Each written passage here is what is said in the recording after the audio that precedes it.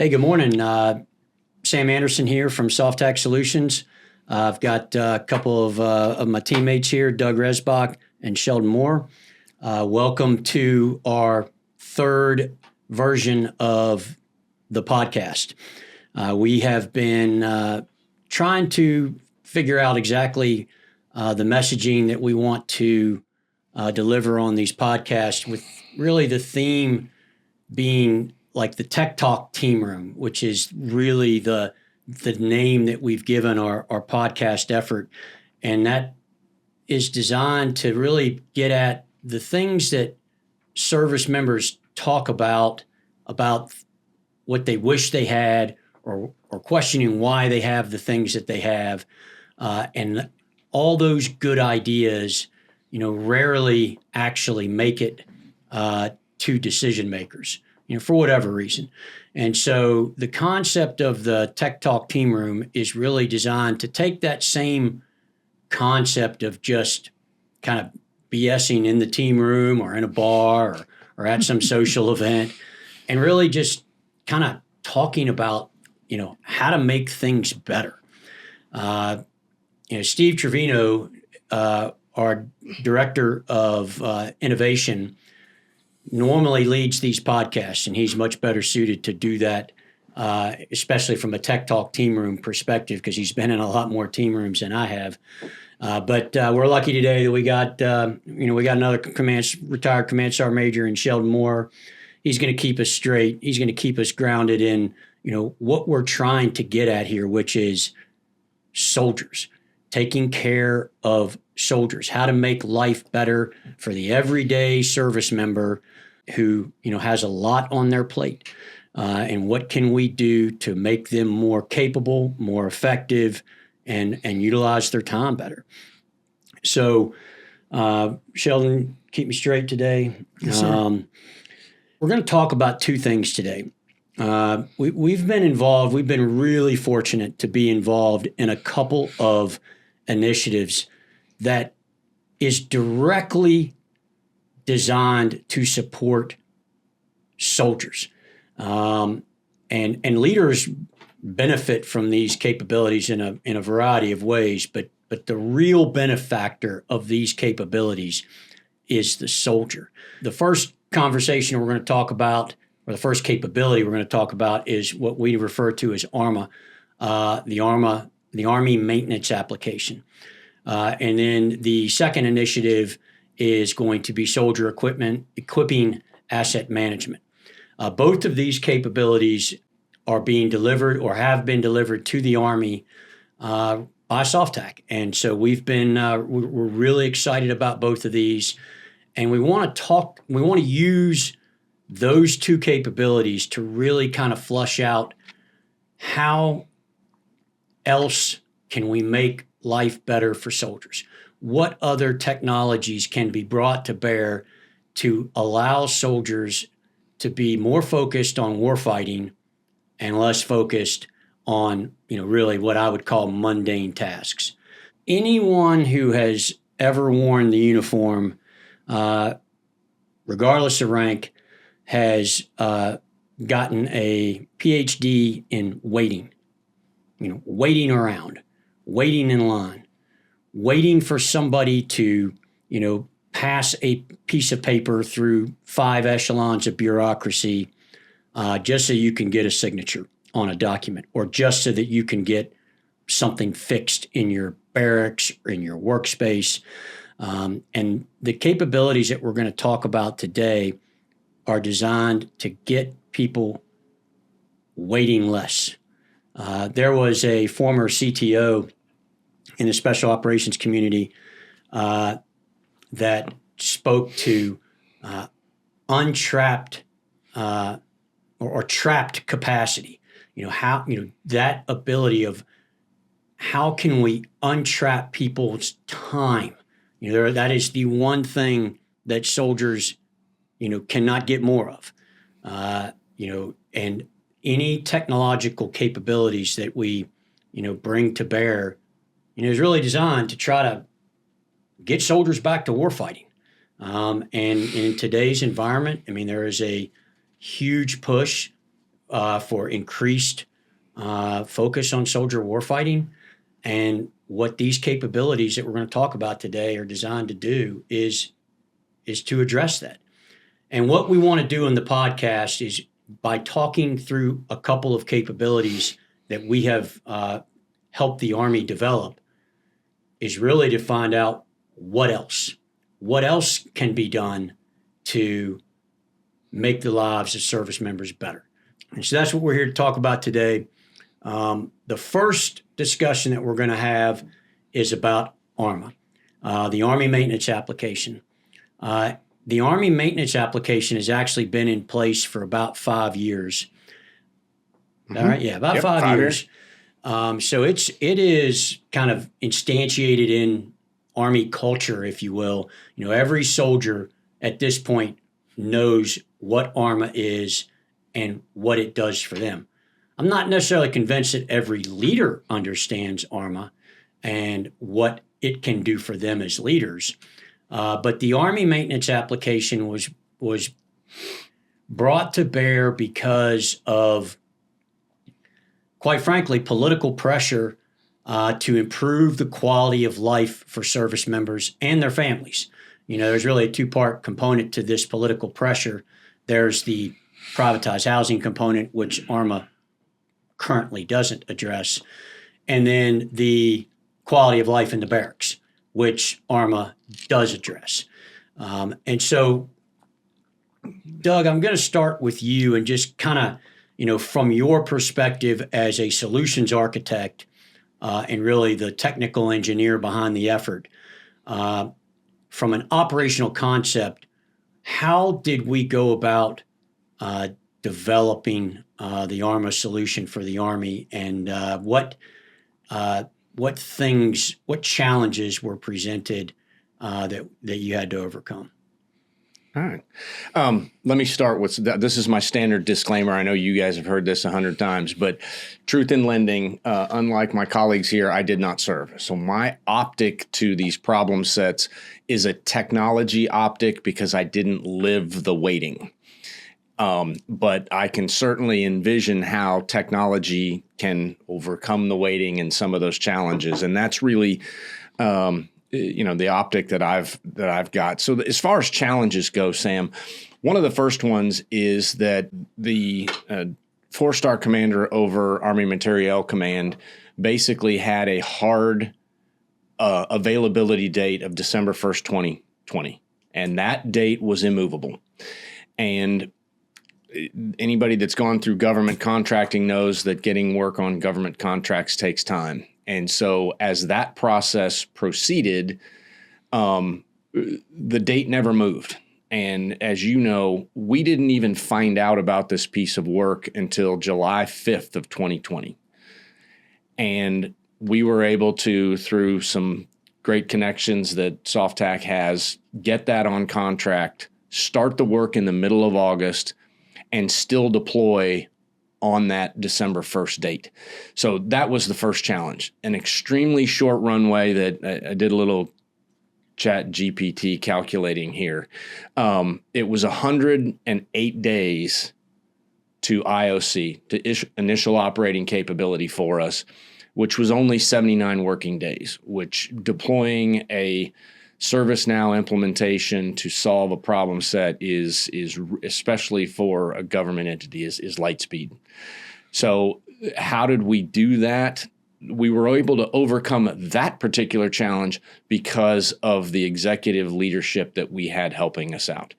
One of the biggest challenges in a technology implementation typically comes down to engaging the right resources to understand the problem set and being able to get the decisions on requirements and scope in a timely manner in order to be able to implement. Those are two things that are just inherently out there.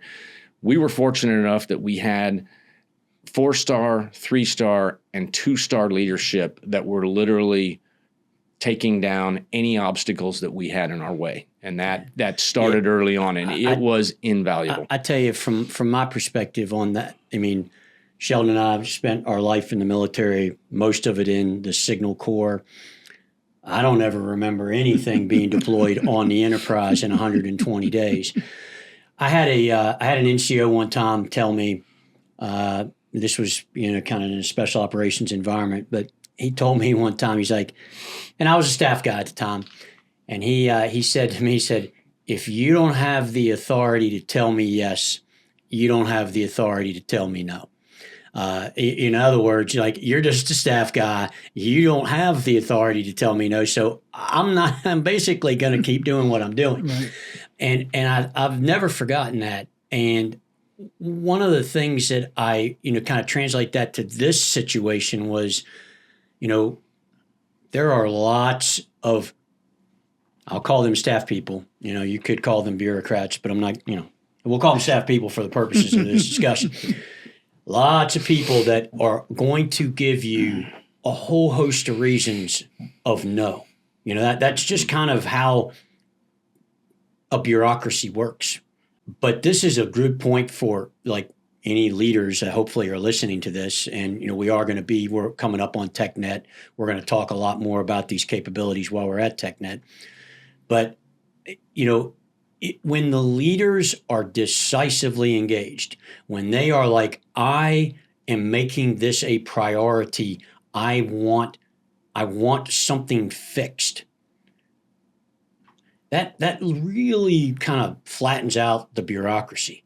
So now everybody in the environment is on the yes bus. And so they're like, because they know that that if they say no, then they're having to answer to the man. And from, after 28 years in the military, this particular project, I saw decisive leadership there. In this case, the deputy CG of MCOM at the time, General McGuire, was, really, shout out to him if he's out there. He is really the reason that this project came to fruition, because there was constant engagement, like weekly touch points with senior leaders. And we're seeing some of the similar kind of things in SEAM, and we'll talk about that later. But SEAM is another great example of senior leaders, kind of putting their foot on the gas to say, this is what I want. And in my entire career, every time that there is a senior leader, like, remaining focused, persistent engagement, that's when you have success. And I think that in this case, that was one of the big things. Yeah, critical success factor. Absolutely. How did we? So getting past that, how did we get? Because obviously when we went through this, the first iteration, it wasn't perfect. We needed to make some adjustments. How did we get feedback from soldiers directly? That what were some examples of things that we did that, once we got feedback from soldiers, we were able to modify? Well, I guess, but if I can back up a little bit? All right, go ahead. One of the things that we were fortunate about with respect to ArMA that is a different optic from SEAM is this was a greenfield project. We got direction, again, senior leader direction, to provide, to put the voice of maintenance issues in the hands of the soldier and the family directly. And that was not the case in most installations, and absolutely not standardized. So as a result, there was no preconceived notion about how to go about this. Right. There wasn't anything that we had to worry about an existing capability that we were going to go in and replace. So we were able to work with both leadership, but also just the expectation that we have today as consumers of the consumer grade experience. How do we take Army maintenance, at the time limited to barracks? It's now basically everything on every Army installation, and that's a whole nother thread we could go down. But how do we put that narrative in their hands in a way that is intuitive, that doesn't require training, that doesn't require a lot of hand-holding? And so it was that consumer-grade experience. So we basically defined the initial solution with that in mind, that Amazon consumer-grade experience. And one of the directions that we got from leadership also was, if somebody's got to figure out how to categorize something or provide a bunch of detail, Let the people do that on the back end. I don't want the soldier to have to worry about that. They need to make it as easy as this podcast conversation that says, my toilet tank has a crack in it, right? Then I'm done as the soldier. And so being able to put that on their phone, available to them with literally, the system knew who they were, and they had 2 boxes to fill out information. That was it in order to start that conversation. But at that point in time, once they did that on their phone and they initiated that conversation, they could engage back and forth with the director of public works through the application to go do that. Right. So it was 24/7, 365. They didn't have to worry about when the DPW was staffed. They didn't have to worry about trying to get somebody on a phone to get a status. It was inherently there with them. Right. And so that was the first part of it, was just the feedback loop that you were asking about was, did we solve the consumer grade experience? And we got feedback from the customer bases as we did. We started with 2 pilot installations for a portion of the solution. We actually rolled out the initial operating capability literally worldwide, 70 plus installations. But we were able to encourage feedback through our support mechanisms and the like, and allow people to basically identify, and quite honestly, the initial feedback we got was overwhelmingly positive, because we gave them a tool they never had before, right? And that in and of itself was invaluable. So it was we were fortunate that the problem set we were addressing gave us enormous latitude on how to solve the problem. Right. So Sheldon, I'm going to pitch you a question about, if you were if you had ArMA when you were a CSM and you had the visibility of that, how would you use it? So I'm, ponder on that. But the one other thing that I think that we benefited from this, or that we at least had to understand is, and I'll equate this back to my own kids. We've had this conversation a couple of times. I have a daughter in college, which in many respects is not that much different than a private in the Army. And that generation, when I'll send my daughter emails and I won't get any response. I won't get any response whatsoever, because she's like, well, I don't do email. And so we as old people now in the government space, we can't even fathom that, because we basically live on our email. But this generation of college students, soldiers, however you want to put it, that's not how they communicate. And I also know that my youngest daughter, she would rather jump out this window than pick up a phone and actually talk to a human being. That's just not what this generation of kids does. Right. And so what ArMA was able to do was recognize that, how is this generation of service members communicating? And let's build something that speaks to how they prefer to talk, which is to not talk. Just nonverbal. You're right. Absolutely. Not sending emails to the DPW saying my sink is clogged. Not, certainly not getting on the phone, but using something that they're very accustomed to as digital natives. And I think that that's another thing that, can't be, it's not just that helped make ArMA successful, but it's also every time the services try to deploy something, they have to be thinking about how this generation interacts with other humans or with technology. So then, Sergeant Major, one of the things about ArMA, it does what it says. Service member can request support, get feedback, take pictures, close the work order, very transparent. But the other thing that it does is it produces all this data in a way that can be pretty easily consumed. I think the Army, I would not give them an A+ on that, to be quite candid, on their ability to see themselves. But if you, as a CSM, if you had the ability to see everything going on in your barracks and all of your barracks as a battalion commander or brigade command sergeant major, how would you use that, and what would you advise your sergeant major brethren out there today on how to tap into that resource? Hey, great question, and I would go back to not just from a perspective as a senior level command sergeant major or first sergeant. We have to go back, and I'm going to revert back to, when I was a junior enlisted, when I was a private, living in the barracks. If things wasn't right, you have a broken faucet or the shower's not working, that affects the soldier's morale. Mm-hmm. Mm-hmm. Bad morale when you come to work, that will cause you to have a bad performance.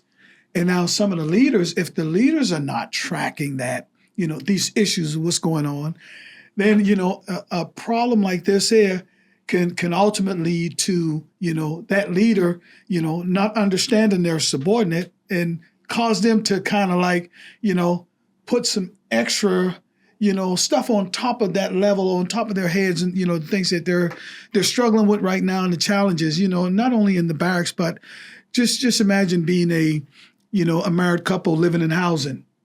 That you have issue, you have your spouse there to say, hey, this is not working. This is the 5th day. What are we going to do about it? So now you got to bring all this bad stuff to work. And the chain of command doesn't have visibility of it. What you said about the soldier, being frustrated because they're not getting the support. The other piece is that the soldiers are like, well, of course the chain of command knows, and they obviously don't care. Right. And so that's where this goes much beyond just fixing the barracks issue. Right. It comes back to at a strategic level, retention, readiness, the ability to have a work. Everybody wants to feel, whether you're in a 1,000,000-man army or an 80-person company. Everybody wants to feel like that somebody cares about it. Right. Here's the other optic to that one is think about the spouse. When you got a deployment situation, now it's not just the morale of that soldier. If your husband or wife is at home with an issue and they're dealing with kids who are crying because they're having to take cold baths, and you're getting chewed out from thousands of miles away, you're going to take that into the office or the battlefield with you. Right. And that's, that's a big part of what this solution has done is to allow those to come together. I want to put a disclaimer out here. I don't want to confuse anybody. ArMA today, anybody on any military installation can put a work order request in through ArMA, except the people that live in privatized housing. Right now, that is a fenced off enclave, that ArMA is not supporting. Right. That's a policy decision, not a technical decision. I mean, 100%. technologically, it would be easy to integrate privatized housing. That's a policy decision. We're contractors. We don't do policy. Right. But, and just to go back, so having this capability, it gives the commander an opportunity to see exactly what's going on and to manage that and to ask those questions to those agencies that's actually out there providing the support. And then also give some feedback to those subordinates who are affected by these defects right here. And actually, like I said, morale has everything to do with it because, you don't want to, just like you said, we want everyone to feel important. Everyone have a voice here. And you treat everyone with the utmost dignity and respect, regardless if you the junior private on to the senior leadership. Your voice matters. Your concern matters. And we want to ensure that we provide those capabilities that will fix those problems in a timely manner, flat and fast. So if I'm a brigade command sergeant major out there, or maybe division command sergeant major, whatever level of command you want to talk about, and I happen to be listening to this podcast, how would the command sergeant major of the 15th Signal Brigade here on Fort Gordon asked to get visibility of all the barracks in his formation? First part is they don't have to ask. They go in to armymaintenance.com today, and for whatever it's worth, the URL will be changing here in the coming weeks. It'll actually be maintenance.army.mil. And so we're moving. But anyway, the fact of the matter is you CAC in, we'll automatically create your account, so you don't have to worry about that. There's a reports button in there, and you can go and actually create your own dashboard, which not only allows you to see the data, but allows you to slice and dice it for whatever your purpose is. And that capability we call dashboard for all. And that's the beauty of it, is there is no asking permission to get into this platform. Right. If you are active duty or you've got a CAC card to get on an installation, you can log in. So it's not only, those in the green suiters, if you will, but if you're a contractor working out at Fort Gordon or at Redstone Arsenal or whatever, and you see an issue, you have the power to let the right people know so that they can action it. And if you happen to do that on your computer, great. When you CAC in, you can also use your phone and take a picture of it. And that's one of the other things that we've seen, talk about kids and technology, and hey, every phone can take a picture now. Right. It's not like the old flip phone days, right? And if you take a picture of whatever your situation is, the data proves, going back to the visibility, the data proves that it actually gets repaired quicker because they knew what they were going up against before they ever went to the location to execute the repair. I guess, and maybe I'm wrong, but my assessment is that the average brigade command sergeant major out there doesn't know that, doesn't know this. How do we fix that? Oh, you're gonna get me on a soapbox you don't want me on. Well, that's why we're on the podcast, to get on those soapboxes. It's about awareness. It's organizational change management, and it's marketing. And the reality is I wished if I were king for a day, the Army would do more to ensure that all levels of leadership know that the platform is available and that the information and data is at their fingertips. And unfortunately, right, wrong, or indifferent, the Army, they're good at marketing outside, be all you can be, and outstanding branding, which you see on the banner that's sitting behind us. But internal marketing, from what I've seen, now let me again speak because I didn't serve. My impression is that internally focused marketing is not a strength of the Army today. And the reality is it would do well, in my opinion, to do that. And when SEAM is fully operational here in the next couple of months, that one is another platform and another capability that, quite honestly, is going to need that, because when soldiers, when they do find out that it's out there, they're going to be like, I got to have it, because it's going to simplify their day-to-day life with the mundane. Let's get out of the waiting in line and get focused on, being more efficient, being a better fighting force, rather than being a bunch of people standing in line to trade out gear. And Sam, I will tell you, as a former command sergeant major, and I had 11 years time in grade, I can only imagine if I had this capability here, where I can look within to observe these work orders and the timeliness of a work order. I tell you, I think now the leaders serving today, this helps them even more with readiness. Yeah, having a ready force. So, as you know, obviously I was a garrison commander. I didn't have this, and there were here in Augusta, Georgia, in Georgia, mold is a huge issue. I think that we've developed a specific capability to address mold. Absolutely. But just having the ability to see, and every level of leadership has a different thing. You, as a brigade sergeant major, you would want to see, down to brass tacks, everything's going on in your brigade. For me, if I was like a garrison commander, I would probably look at the data very differently. I'd be like, hey, I want to see every work order that's over 30 days old, because that's telling me that my team is not moving fast enough. Sir. Or I want to see every work order that's specifically to mold, because I know that if I don't address it, it's going to be on Army WTF or some other like platform, and then I'm going to be dealing with a public relations crisis, not just a public works crisis. Yes, sir. and again, I'll put another plug in for TechNet Augusta because there's going to be so many leaders in town here, and I'm hoping that some of the people that are coming to TechNet are listening to this podcast. Come by our booth. What Joy told me, booth 819. Come by our booth and talk. Say, hey, I'm a brigade sergeant major at in such and such location. How do I get this? How do I get these dashboards? Right. Or I'm the netcom commander. I want to see all my technical facilities, all across the Army.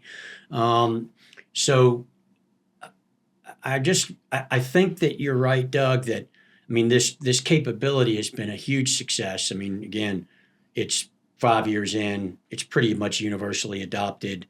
The true testament of something that is supporting soldiers is that you don't really hear much about it, right. Which means that it's probably working. It's probably doing mostly what it's supposed to do.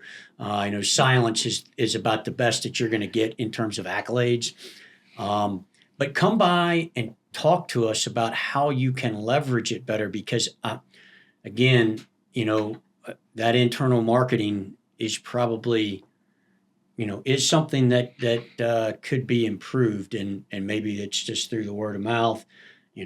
Maybe we need to be talking at it at the Sergeant Major's Academy. Stuff like that. Yeah, that's a good point. But because I think that every installation has adopted it differently. I know that here on Fort Gordon, it's part of in processing that they kind of interact with the service members. They talk about ArMA. They get them enrolled in as an account if they don't already have one. And every time you go around the installation, you see ArMA signs everywhere with the QR code. But I don't know if I think that's the old saying, if you've been on one Army installation, you've been on one Army installation because they're all a little bit different. And it is. You mentioned the fact that it's working in the silence. One of the things that we are doing when a work order is completed is offering the soldier the chance to provide customer satisfaction feedback. Every work order. So they have the ability to kind of put their hand up and either say, I'm a happy customer or I've got an issue. And they can do that through the platform. Right. And the data absolutely bears out that for the most part, the customers are happy. Right. Is everything going to be perfect? No. Absolutely not. That's life, right? But the reality is statistically overwhelmingly successful. And one thing I want to tell a quick story, and I think we might be changing gears here a little bit, but one of the things that was interesting was during when Hurricane Helene impacted this area last year, which if you're aware of the Augusta area, and there was a significant damage that occurred here. One of the things that happened is Fort Gordon lost all of their power. And that meant that all of their voice over IP phones, which was all of them, weren't going to work. They didn't work. Yet there was significant damage on the installation. How did that get addressed? Soldiers on their phones had their portable chargers or whatever, made sure their phones were charged, were able to report work. The DPW clerks literally sat in the parking lot in their cars on hotspots, triaging work to make sure that the top priority work was addressed first. And they kept the maintenance running during the aftermath of that hurricane because ArMA was at the core of that and enabled them to continue to operate. And that, to me, I don't know. I'm kind of proud about that. I would have never in a million years envisioned ArMA being used in that kind of fashion. It was very creative. It was extraordinarily effective. And to your optic, that allows the sergeant major community. They were able to monitor those repairs and that work, just like the soldiers were able to put them in. And as long as they were able to figure out by hook and crook to keep their phones or computers charged, there was no loss in visibility during the aftermath of that storm. A lot of great feedback from that also. Yeah. That experience, a lot of great feedback from those leaders. Sorry to take the steering wheel before. It's kind of it is. I think it's a cool story. It's pretty cool because, this project has been awesome, but and it's as contractors, it's great to be delivering something that the Army, has adopted as Right. an enterprise solution. But, we would have never envisioned this being used in an emergency action plan.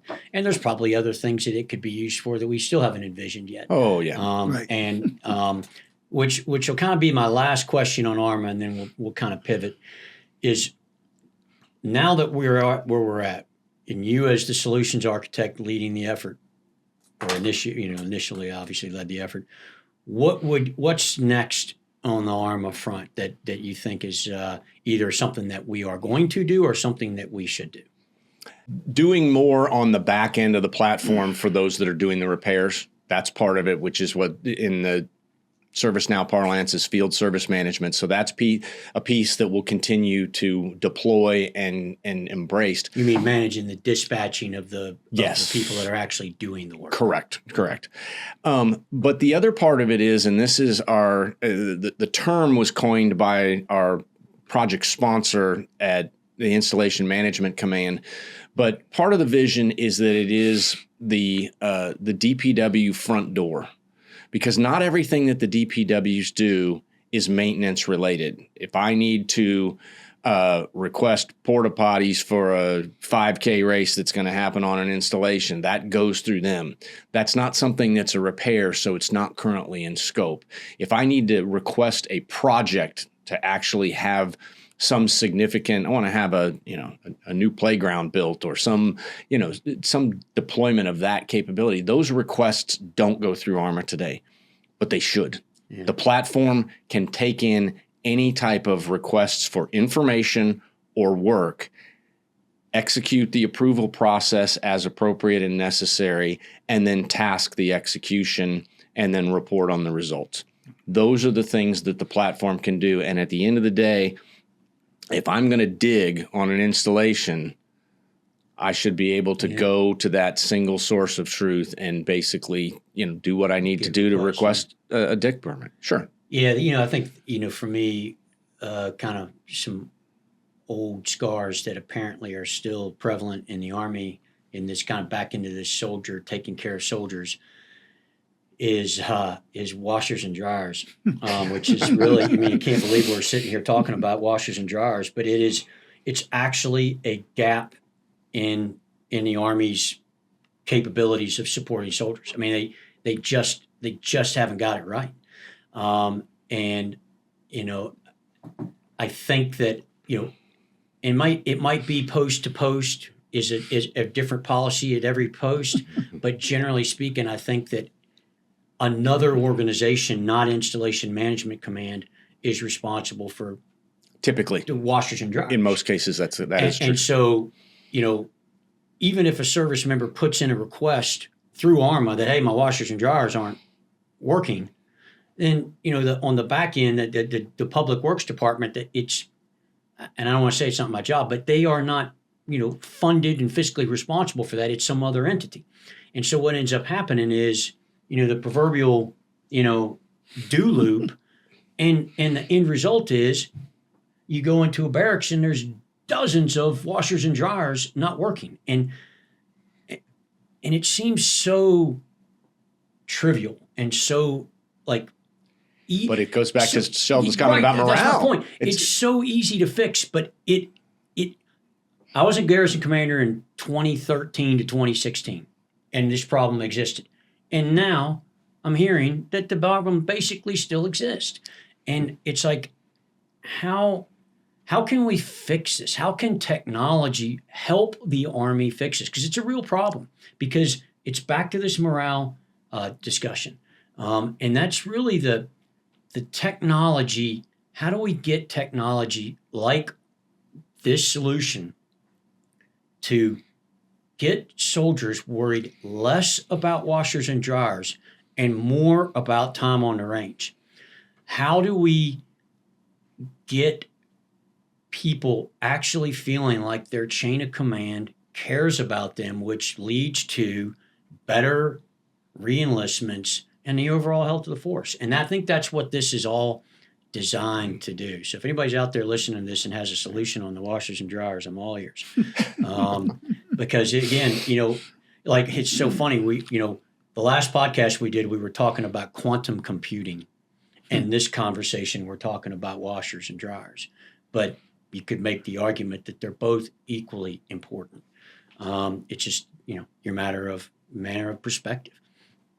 All right, so ArMA, kind of put a bow on ArMA. Come by our booth. We'll give you everything you want to know. Sergeant Major can hook you up with dashboards or any other best practices that we can implement to make ArMA better. I want to pivot to SEAM. And even if a soldier out there, maybe even by this point a senior NCO or an officer, have never seen ArMA, never lived in the barracks, never put in a work order in their life, there's one thing that every soldier wearing the uniform ever, regardless of rank, has done. And that is gone to the central issue facility and got gear. So universally, everybody's done that. There's not a person in uniform that has not done that. Right. The other thing that every single person that has worn the uniform that has done that has their war story about the CIF that they had to go through to either get turned in gear to before they could PCS. Certainly the most coveted signature when you're retiring or ETSing from the military is getting your CIF stamp. Once you get your CIF stamp, you kind of know that, hey, this actually is happening. I might actually get to retire because I've got the coveted CIF clearance stamp. So, and we laugh about it, but the system has been so archaic and so cumbersome, whether it be the whole process of getting your gear, turning in your gear, moving your gear, getting your gear replaced when it goes bad. Every single step of that process has been layered in a stack of paper more than what we got right here. And so the soldier equipping and asset management is a project designed to change that. So Sheldon, I'll start with you and just kind of tell us a little bit about what the project is designed to do and how it is going operationally, and then we'll talk a little bit more from a technical perspective with Doug. So, sir, thank you. That CIF and the things that we went through while we served and we understood during that time the reason for it. But right now, currently, soldier equipment assessment management. Why does this matters? Because the modern warfighter relies on more than just weapon. We got to make sure that our service members have the right gear, equipped to go out and do those operational things. Asset management ensures right equipment get to the right soldiers at the right time.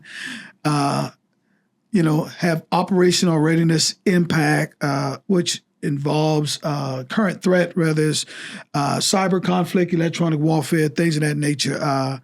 And SEAM actually relate to readiness and accountability, so that those commanders, once again, could make those right decisions. If a command gets the call that, hey, I need your organization to deploy to wherever, or either go to the field to a training environment, okay, we have to ensure that, this capability right here, give that commander and the service member the right to have the, proper equipment when necessary.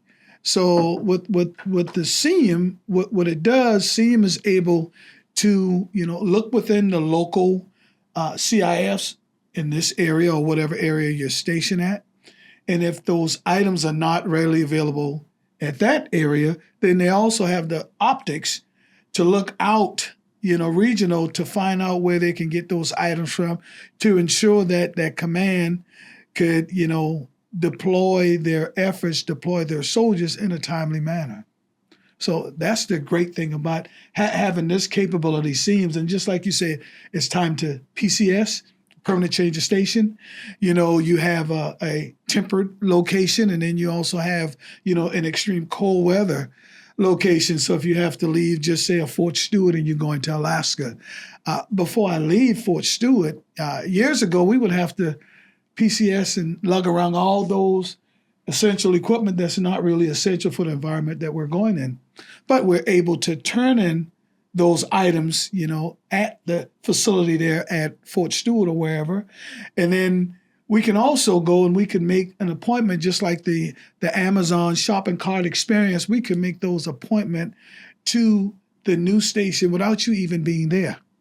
And then you also able to take a look at those items that you will actually be drawing once you get there. So you can kind of like put it in your bags, your shopping cart, and just have it readily available. So when you get boots on the ground, once again, combat readiness, audit readiness, to help those facilities, when they have to do inventories and things of that nature. So the soldier equipment assets management is something new, it's relevant, it is needed. I had the opportunity to speak with the AMC Command Sergeant Major Jimmy Sellis back in February. And, he speaks highly of this effort and what our team is actually doing to help AMC implement this new initiative right here, sir. So from a change management perspective, Doug, because at the end of the day, we're changing a business process. Oh, and so enormously. And so from a technology perspective, what is the business change that we are trying to enact? Well, a little bit of it is, we'll call it just-in-time readiness, right? The more equipment that you keep on hand at the SIF on the shelves so that you can then react and distribute that there's a cost. There's a real cost associated with the shelf life of that equipment, and being able to do a better job of managing that information. First of all, knowing what you've got, being able to manage what you've got with these lateral transfers, if you will, and being able to ensure that soldiers get what they need when they need it. In certain instances, talk about the consumer grade experience that we talked about with ArMA. There is the consumer grade experience with SEAM that in certain instances, you will be able to make a request for the equipment that you are authorized for and literally have it shipped to you. And that's a realm that has never existed, right? It's SIF reimagined, like we've got on the banner here. And that's a significant change. And soldiers really, the other part of it is soldiers are held accountable for the equipment that they've got, right? And this allows them to check and double check, do I have what I need? Do I have any excess? Mm-hmm. Big initiative right now, this R2O initiative within the Army to remove excess and be able to, so you don't have to PCS with a bunch of stuff that you don't need. Right. But also there's cost optimization there. If I can pull it back from this soldier and give it to this soldier, as opposed to stroking a check and actually having a new one purchased, that's good fiscal responsibility. And that's another element of what this solution is going to go ahead and enable the Army to do. Right. Yeah, even just not having to move it all. There's a real cost. There's a real cost of transportation. Just that is probably going to be captured. Be able to be captured at some point that they're saving. Right. And Doug mentioned the optics. I just want to go back to this capability with SEAMS. Once again, everything we do in the military, as you know, former commander, the commander should have a visibility of everything. So the dashboard, when you're looking at SEAMS and the capability, you have a company consisting of 110 service members. It's broken down to say, hey, there's a banner up there to say, hey, you have 110 assigned to your unit, including you, but you have 120 Kevlar on your books, on your property book. So now as a commander, you can go and we have it broken down to show you exactly who have more than what they're authorized to have. And then you help with this process on getting those excessive equipment back to the areas that is needed so that we can continue to have great accountability of all the required resources on that installation. So it's another tool that will enable a commander to make a decision when they need to make those decisions. So from a technology perspective, how you have built the platform, how did you get, because I mean, you don't, I mean, you probably have a couple people on your team that were served in the Army and know CIF, but how did you get the operational requirements and then translate that into the technological solution? I mean, what was that process? Well, one of the things I'd mentioned early on the ArMA side that we had was engagement from key stakeholders, those who are true subject matter experts in whatever the workflow is, and being able to pick their brain, to engage and to listen, and then you apply the technology. I've kind of, you've heard me use this phrase a lot, that I would contend that ServiceNow is the problem solver's platform for solving problems. And one of the things that we have been able to do is to take the enterprise asset management capability that they enable for us, but that didn't address so much of what the Army needs. This concept of basis of issue and what are you authorized to have is not something inherently in the platform. We understood that early on from the conversations with the customer that, hey, you're only allowed to have this much stuff based on your gender, based on your geographic location, depending on your MOS. You have things that you can and should have. We have been able to build that into the platform. And so we listen, and then we go through in the platform and either configure or customize it in order to solve a problem. And that's just one example of a number in this platform. But it comes down to the fact we've had phenomenal stakeholder engagement. The Army and the folks that they have made available to us as SMEs have been phenomenal. And then one of the other secrets that you mentioned, I might have a couple of people in my organization that were past Army. Well, our ServiceNow team is 75% veteran. And that is a key part of our secret sauce in terms of being able to deliver solutions, because we've got people who are trained in the platform that we're implementing, who have significant skills to make it do what it does, but they've also got the real world experience. They lived it. I didn't.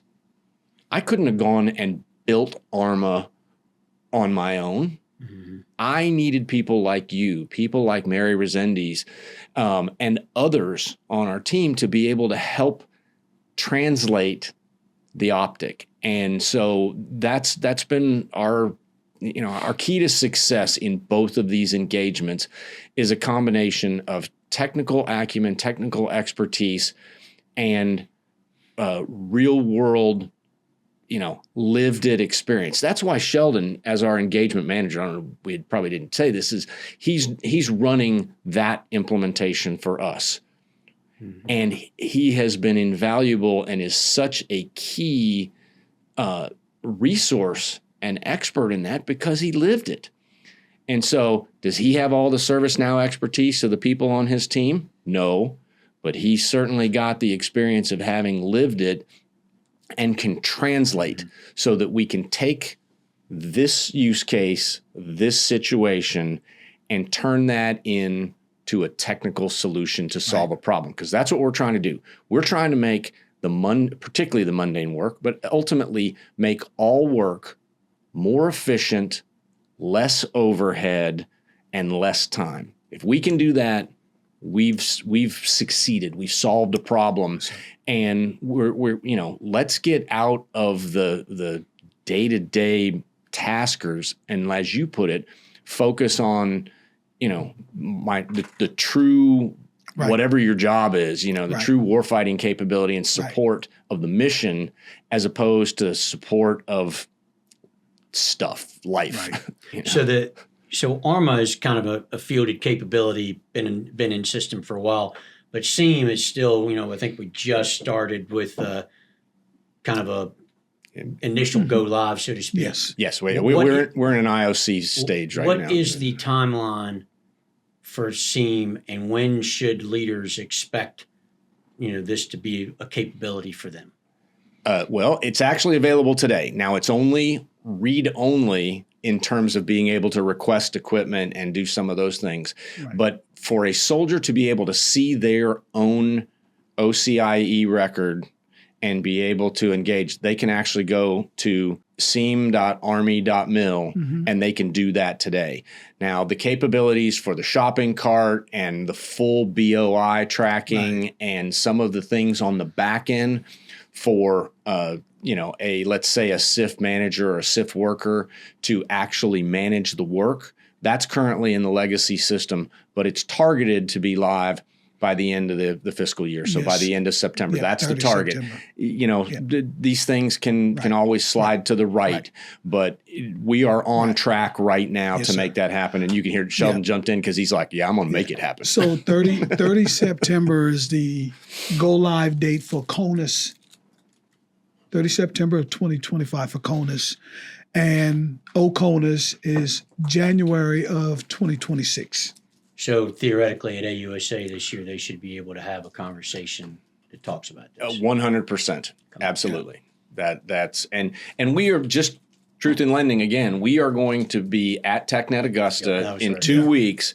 We will be demoing Seam. We will have the capability so that we can show both what's already deployed, but we're also going to be able to show some things that aren't quite yet deployed because they're a few weeks or a couple of months away from deployment. And so we would love for folks to come by our booth and be able to 819, I think was the number. Yes, 819. Okay, booth 819, to be able to kind of see some of this and talk to us about it. So the demo, this demo is actually a real demo. So like a service member can actually come up and actually get their CIF report. Yeah, they will be able to come up with their CAC, and we will have a system there, and they can go ahead and print their own record and take it with them. That's Absolutely. Cool demo. That's not a demo. That's actually using a system. That's actually, I mean, we're demonstrating the capability by giving you an actual document of use. I mean, yes, that's absolutely. a pretty unique type of demo at an event like TechNet. What do you think after you do the CONUS and OCONUS capability? What is next? Chem gear is on the, because it's a very similar problem set, but there are shelf life requirements and limitations that traditional OCIE doesn't have. And so we are going to basically take what we have built already and add some additional capabilities to manage the shelf life of chem gear. And that's a big initiative. And then we've got some other integrations that we're going to be building in to try to provide more visibility and more data optics to the assets that soldiers engage with. If you go to this shopping cart experience, and you go to Amazon, I mean, I can buy anything I want on Amazon. It seems like that happens routinely. My wife does too. Yeah, but in this type of shopping cart experience, I mean, Specialist Anderson, that's based in Fort Benning, I don't get the cold weather boots until there's a reason that I should have the cold weather boots. How does the system? How have you built the system in such a way that the soldiers can access the shopping cart for the things that they're authorized to buy? Basis of issue is that so there is a direct linkage between the database of the BOI and the SEAM. Well, the BOI is going to be in the SEAM platform, so we're actually owning that on a going forward basis, and and that's going to support certain things, not just being able to limit the shopping cart, but some modernization efforts that are going on and other things. But basically, you cannot put something into your shopping cart that you are not authorized to have. Now, you can ask for authorization for some exceptions, but otherwise it won't even go in your cart. And in this system, it's built on the UICs so that I understand what you said. Specialist so-and-so may be stationed someplace else. And, we have special category. You may have a service member get on there and say, hey, I love the drill sergeant hat. I want to get me a campaign hat, right? You go try to do that, you can't do it because we're looking at the UIC associated with the service member as well as that special category. If you are not authorized that, the banner will come up. It won't even allow you to do that. So then the next question would be and again, I'm probably dating myself, but you remember back when we were kind of constant combat, there was the whole rapid equipment fielding piece, and you would get different gear and different, all kinds of different clothing.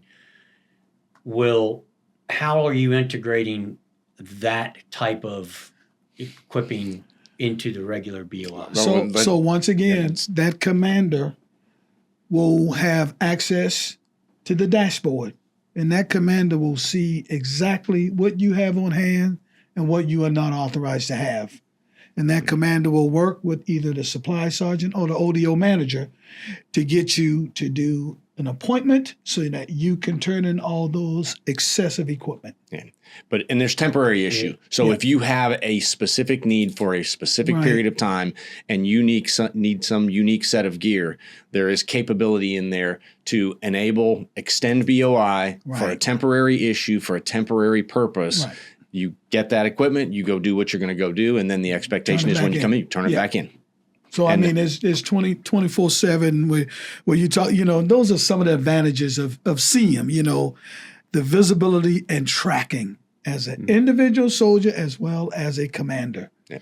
But this, unlike ArMA, this is all, there's not app, and it's not an app-based platform. It's that's coming. That there will be phone-based capability, app-level access to the platform for soldiers to engage and manage their OCIE. Yep. So that's not available here today. But it's in scope of it's in the deployment plan, and our team is out there aggressively working towards multiple releases that are currently in flight. Okay. Man, again, it's pretty cool. I mean, when we think about it, it is pretty cool to be associated with two projects, a company as small as ours, that, two projects that have, direct impact to, the day-to-day lives of soldiers and families. It's pretty cool. So Sam, once again, we're going to always harp about the morale of service members. And when you look at it, like when we serve, you and I probably still had some items from Desert Shield, Desert Storm, Operation Restore Hope, OIF, OEF. Got them in a bag somewhere. We lug those things around, and it costs, every time we PCS, it costs the government extra amount of money to ship our household good as well as our professional items and those excessive, OCIE.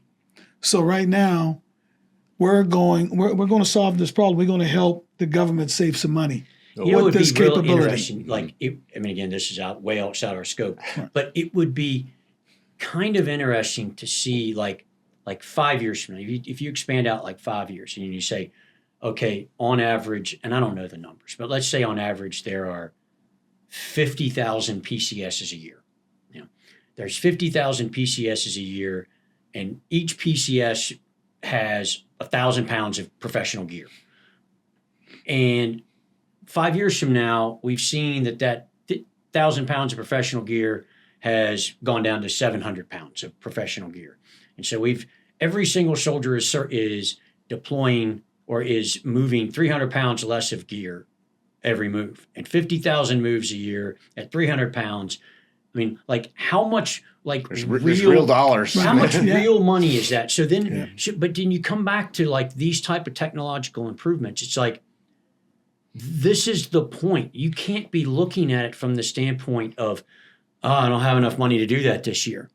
And it's well, I'm a taxpayer, and why don't you look at this from the enterprise capability? And if you saved 300 pounds of gear for every soldier moving across the United States or beyond, how much money is that in actual dollars? Because I'm not a transportation guy, so I don't know what that. But there's some logistics person listening going, I can answer that question. There's a number there, and then that's when you pay for a company like SOFtact or whoever to come in and deploy a solution like this. It's that's what you're getting. And so then it's almost we've talked about the morale component of this, but the other piece of this is the manpower. And I'm not advocating to, reduce the workforce because you got this new technologies and you cut away 10 people. You can reinvest. Instead of having 10 public works clerks, you can have 2. And then go out and buy yourself 8 more plumbers or 8 more electricians. The people that, because that's part of where the problem is that there's not enough blue collar workers, whether they be in the maintenance components or in the logistics component. There's not enough of those, Doers. blue-collar doers. I mean, It's the the whole doers. notion Yep. in America where there's a shortage. I think I heard a thing where there's a shortage of like 2 million like HVAC employed people. And so if you can save time and save money, it's not so that you can reduce your workforce, because I think a lot of the support apparatus Right. has been gutted over the years. It's to reinvest it into Optimize it. optimize for the things that you need. Right. More people to run ranges, more people to fix barracks. And that's what we're hoping that these business transformations can produce. Right. And hopefully that at some point the government can look at this, like holistically, Right. of like not only for the Army. right, yeah, Right. right, yeah. Right. So because we're talking about things that we're doing in the Army, Right. but these are, for the most part, these are universal problems. Absolutely. Facility management. Right. I'm pretty sure the Marine Corps and the Navy and the Air Force have got their own facility management challenges, and I'm sure they all have this. They all get issued gear, So these are things Yes, sir. that enterprise capabilities that can really transform the workplace and show the service members in meaningful ways that their leadership cares about their Right. well-being. Yes, sir. So I think we're going to wrap it up. Sheldon, I'll turn it over to you first. Kind of any closing comments that you want to. Sir, just to say that, SOFtact solution, hey, we solve problems. And I'm honored to be the engagement manager for the SEAM effort. And, just continuing our engagement with the leadership from AMC, as well as TACOM, as well as Booz Allen. Like I said, with this mission right here, this initiative, we work and we're in meetings each and every day with these stakeholders, trying to solve problems and make things better. So I'm happy to be a part of this. I'm happy to represent SOFtact solution on this, and looking forward to future results on SEAM. Yeah. So am I. Doug?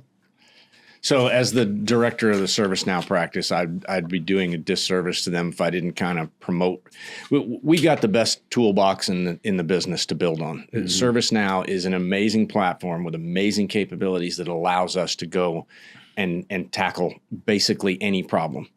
And it may be an application space that they've already built some capabilities. It may be something mission-centric that's totally net new. And it makes the job fun when we know we can help people, help the soldier, and we can do it by taking that toolbox and getting really creative with it. And one of the things that we haven't talked about at all in this podcast, but is, maybe we save it for a next one, is artificial intelligence, AI. How does that play in? Well, there's capabilities that we intend to take advantage of. We're doing a little bit of it now. Yeah. We're ArMA. On ArMA, yeah. We're using some AI ML capabilities to actually, and this goes back to the soldier and morale, find negative comments. If you put in a negative comment on a piece of a work order, AI is going to go find it for us, and we actually automatically task that installation to follow up, so that somebody can go and say, hey, we got bad feedback. Let's go and determine what's there. So there's a whole realm of opportunity that we're going to have in the coming months and years with the platform to be able to do that. And that's, that allows us to solve problems that we haven't even envisioned yet. And as Sheldon said, we are problem solvers. It's that simple. So I'll close this up here. A couple things. We've been talking about Army gear and maintenance, which about as far removed from quantum computing and mobile security as you can get, which was our previous two podcasts. And these matters might seem to be kind of mundane and very tactical focused, but the status of barracks and family housing has been a congressional level issue. I mean, it has gotten congressional level attention. That's how this project started. There's efforts in this current NDAA that speaks to the continued demands by Congress to direct DOD to improve the facilities that service members reside in, period. And then the other thing that's kind of been interesting is that right now there is a DOD task force specifically on fixing like the moving situation, you know, where, and a lot of this is around like the moving companies, the contracted moving companies and all that stuff. And so there is a tangential component to what we're doing with SEAM to that, because it's, again, back to shipping gear. But the other thing is that my assumption is if we peeled back the whole transportation, how the whole transportation works, I guarantee you that the ServiceNow platform with the right implementation could completely transform that effort. Yep. No question. So the last thing to say is kind of, we've mentioned it a few times, but we are going to be at TechNet Augusta this year. We've got a booth. We're having obviously we're having a social that we team with our buddies, Touchstone Futures in NDI. But we are investing in the booth predominantly so we can talk about these two capabilities, ArMA and SEAM. It's our belief that if leaders, and that's, TechNet is predominantly, leaders, and that's who we want to talk to, because the service members, they're getting what they need, I believe, out of these two platforms. But I'm not convinced that leaders are getting what they can get out of these platforms. And we learned some lessons in ArMA about the kind of public messaging that maybe with SEAM we can get in front of earlier. And I think TechNet's a great audience to talk to the leaders, mostly in the signal and cyber professions. But there'll be other leaders here as well to educate them on how this is serving service members and how it can serve them as leaders. And that's really what our objective is, just to inform, educate, and make sure that the leaders are successful. And with that, I think I'm going to close it up. Thanks for listening, and hopefully we'll see everybody at TechNet here in a couple weeks.